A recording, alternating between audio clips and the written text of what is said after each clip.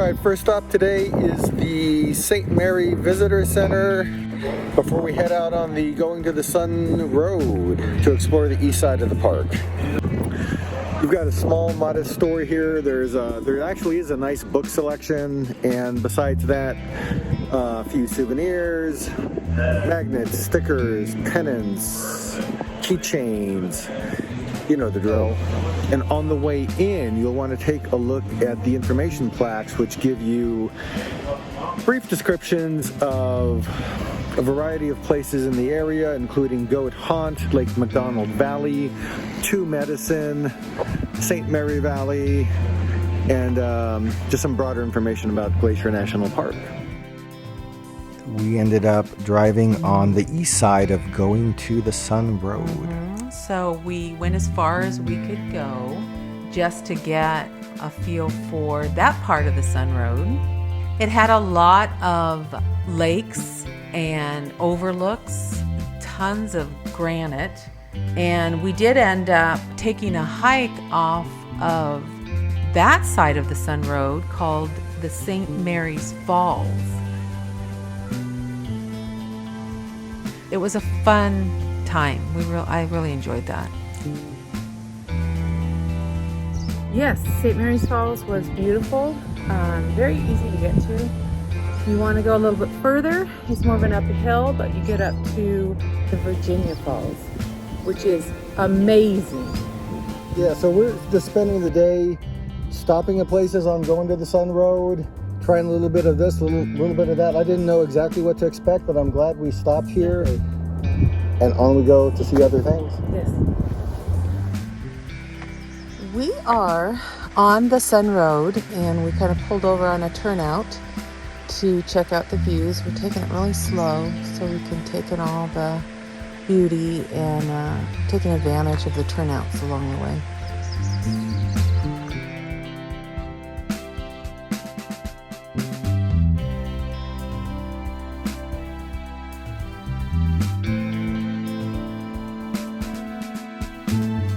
So during the time of our visit this year, the Going to the Sun Road ends on the east side at Jackson Glacier. So we've gone as far as we can go again. Yeah. And this time we're going to take a peek at what we can see for Jackson Glacier. On the east side, we were able to get as far as Jackson Glacier Overlook. So we also stopped there. That gave us a chance to get a glimpse of one of the other glaciers that's in the park.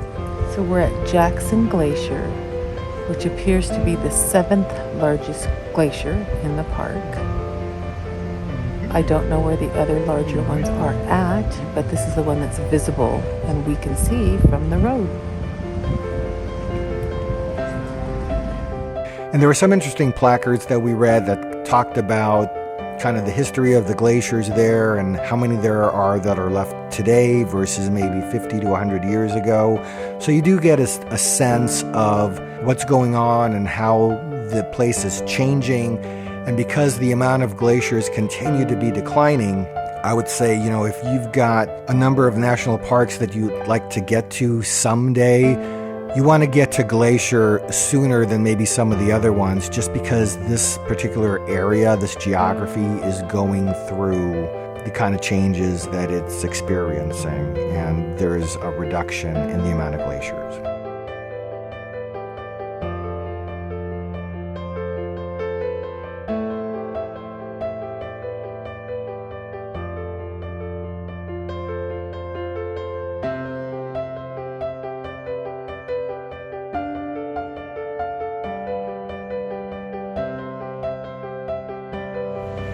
When you get to the Jackson Glacier Overlook, you also have some hiking options right adjacent to it. You've got the Gunsight Pass Trailhead, which it looks like it's going to be a bit of a challenging hike because you're going to have somewhere around 1,500, if not more, feet in elevation gain to get all the way to the top. But if you do take this hike, actually you'll get a chance to see Blackfoot and Jackson glaciers from this additional hike. So if you've got that extra time when you're out here, that might be something additional you do while you're traveling on Going to the Sun Road. All right, where are you going? I'm gonna go find the horse tunnel.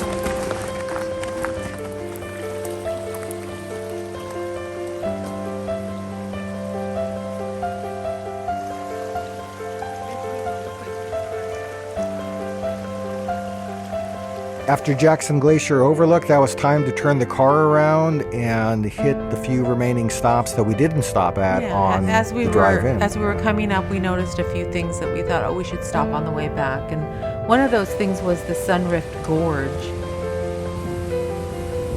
It only took about 10 minutes to explore this area, and there was a path that went to a staircase, and then the staircase took you up the stream that was coming through there.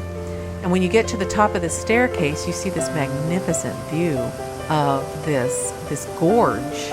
You could see that the millions and millions of years that formed this gorge, and it was just a very beautiful stop, a quick stop, and fun. Good pictures. I would recommend stopping there. We did.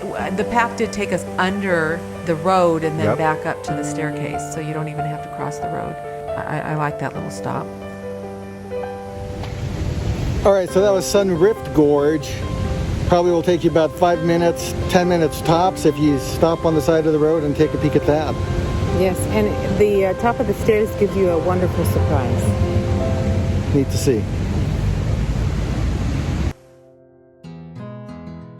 Then we went a little bit further down and we saw the Wild Goose Island Overlook.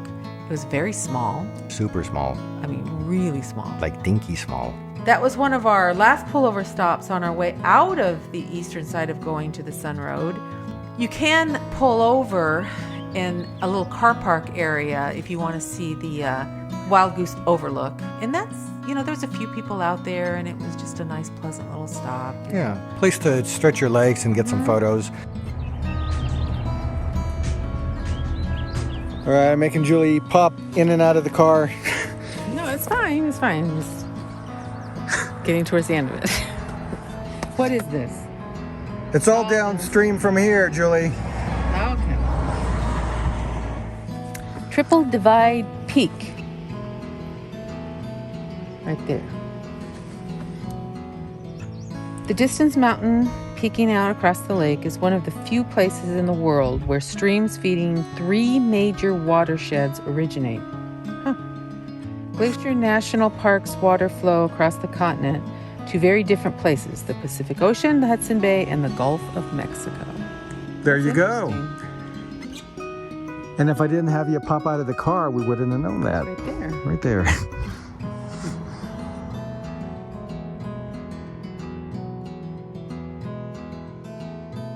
All right, and back in the car we go. That might have been our last stop. We are at least 4 to 5 hours late for lunch. So that might be the next stop.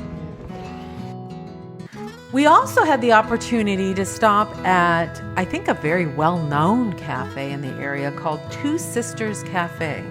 It is also part of the Blackfeet Reservation, and we just wanted something different to eat. Something other than the Mini Glacier Hotel. Exactly. So we decided to head off to Two Sisters Cafe because we had noticed it before when we had come back from St. Mary's. Yeah, we noticed the parking lot was full. It was absolutely full. And usually that's a good sign. Yes. So we had a very late lunch or a very early dinner, depending on how you want to look at it. So we got seated down into our seat by a very eclectic and crazy kind of groovy 60s funny atmosphere. Lots of stuff on the walls, pictures, items, just tacked up all over the place, off the rafters. It was a very fun theme. All right, Miss Julie, what do you got there? I got a porter that happens to be called Harvest Moon's Pig Ass Porter. Had to try it. Had to try it. Yes.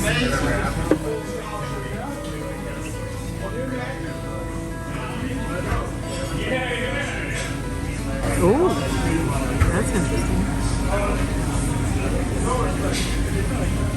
Lots of coffee. Mild, not too bad. It's good. It'll work. Yep. We had that tomato basil soup, which I thought was really good. And It didn't come out of a Campbell's soup can no, either. all That was- homemade. Yep.